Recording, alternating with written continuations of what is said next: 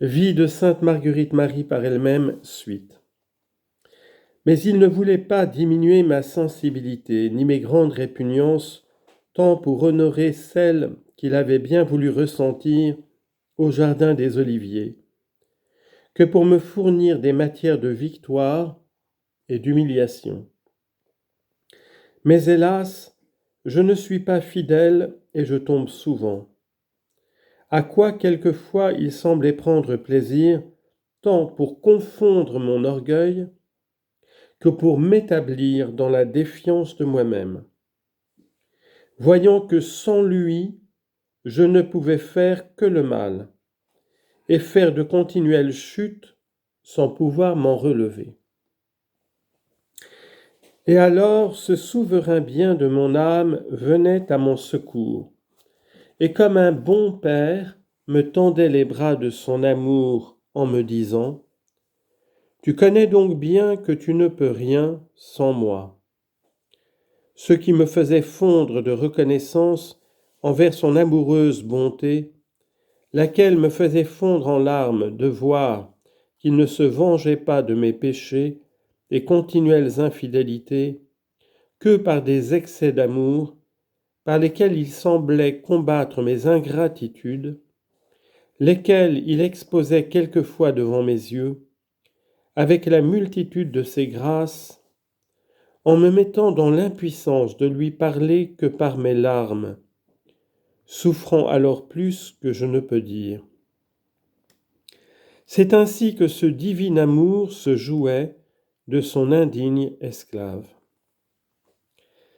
Et une fois que j'avais fait quelques soulèvements de cœur en servant une malade qui avait la dysenterie, il m'en reprit si fortement que je me vis contrainte pour réparer cette faute, en portant verser ce qu'elle avait fait, d'y tremper ma langue un long espace de temps et d'en emplir ma bouche, et l'aurais avalé s'il ne m'avait mis alors l'obéissance devant les yeux, laquelle ne me permettait pas de rien manger sans congé.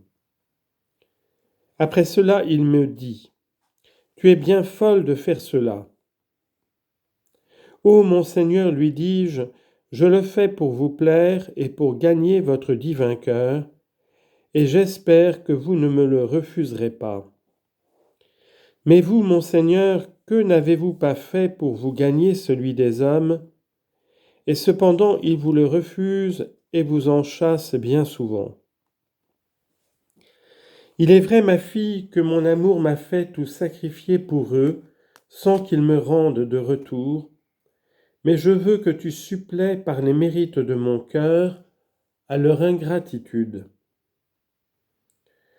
Je te le veux donner, mon cœur, mais auparavant, il faut que tu te rendes sa victime d'immolation pour que, avec son entremise, tu détournes les châtiments que la divine justice de mon Père, armée de colère, veut exercer sur une communauté religieuse pour la reprendre et corriger en son juste courroux.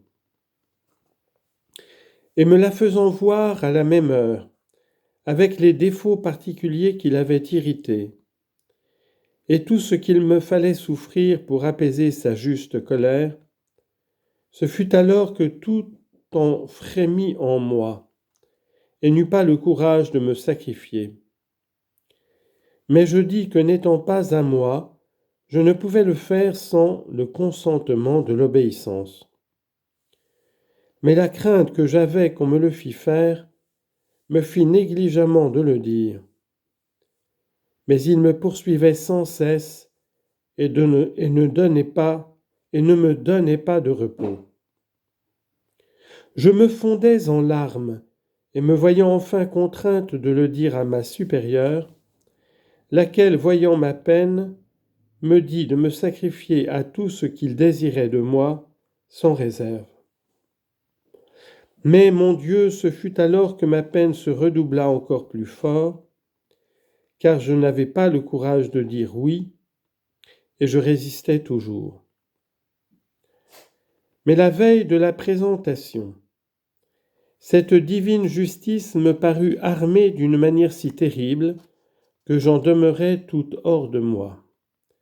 Et ne pouvant me défendre, il me fut dit comme à saint Paul, « Il t'est bien dur de regimber contre les traits de ma justice, mais puisque tu m'as tant fait résistance pour éviter les humiliations qu'il te conviendra souffrir par ce sacrifice, je te les donnerai au double.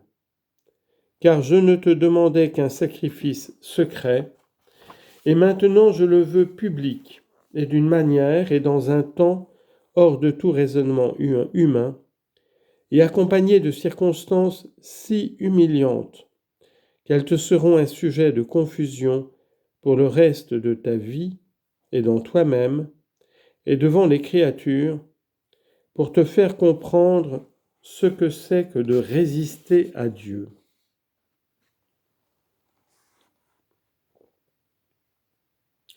Hélas, je le compris bien en effet, car jamais je ne me vis en un tel état. En voici quelques petites choses, mais non pas tout.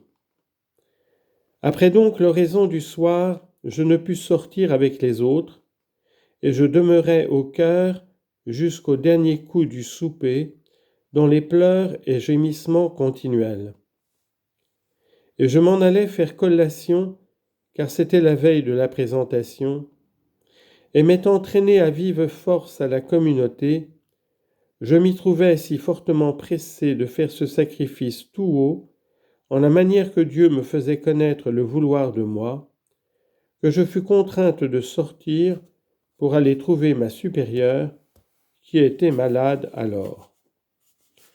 Mais je confesse que j'étais totalement hors de moi, que je me voyais comme une personne qui aurait, pieds et mains liés, et à qui il ne resterait plus rien de libre en l'intérieur, ni pour l'extérieur que les larmes que je versais en abondance, pensant qu'elles étaient la seule expression de ce que je souffrais. Car je me voyais comme la plus criminelle du monde, traînée à force de cordes au lieu de mon supplice. Je voyais cette sainteté de Dieu, armée des traits de sa juste colère, prêt à les lancer pour m'abîmer, s'il me semblait, dans cette gueule béante de l'enfer que je voyais ouvert, prêt à m'engloutir. Je me sentais brûlé d'un feu dévorant qui me pénétrait jusqu'à la moelle des os, et tout mon corps dans un tremblement étrange, et ne pouvait dire autre chose sinon « Mon Dieu, ayez pitié de moi selon la grandeur de vos miséricordes. » Et tout le reste du temps je gémissais sous le poids de ma douleur, sans pouvoir trouver le moyen de me rendre vers ma supérieure que sur les 8 heures, qu'une sœur m'ayant trouvé me conduisit vers elle. Elle fut bien surprise de me voir en cette disposition, laquelle je ne pouvais pour lors exprimer. Mais je croyais, pour surcroît de peine, qu'on la connaissait en me voyant, ce qui n'était pas. Ma supérieure qui savait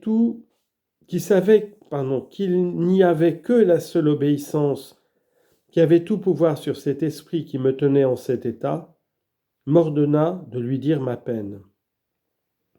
Et aussitôt je lui dis le sacrifice que Dieu voulait que je lui fisse de tout mon être, en présence de la communauté, et le sujet pourquoi il me le demandait, lequel je n'exprimerai point. Crainte de blesser la charité et en même temps le cœur de Jésus-Christ, dans lequel cette chère vertu prend sa naissance. C'est pourquoi il ne veut point qu'on l'intéresse tant soit peu sous quel prétexte que ce puisse être. Enfin, ayant fait et dit ce que mon souverain désirait de moi, on en parlait et jugeait diversement, mais je laisse toutes ces circonstances à la miséricorde de mon Dieu, et je puis assurer, s'il me semble, que je n'avais jamais tant souffert, non pas même quand j'aurais pu rassembler toutes les souffrances que j'avais eues jusqu'alors, et toutes celles que j'ai eues depuis, et que toutes ensemble m'auraient été continuelles jusqu'à la mort. Cela ne me semblerait pas comparable à ce que j'endurais cette nuit, de laquelle notre Seigneur voulut gratifier sa chétive esclave, pour honorer la nuit douloureuse de sa passion, quoique ce n'en fût qu'un petit échantillon. On me traînait de lieu en lieu avec des confusions effroyables.